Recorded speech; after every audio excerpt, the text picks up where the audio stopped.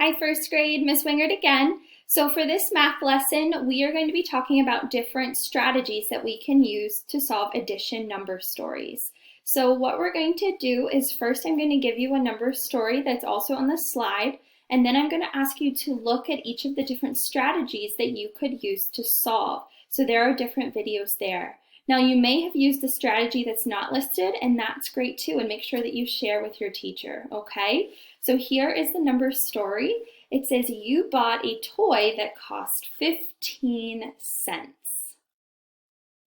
All right, and you bought another toy that cost 30 cents.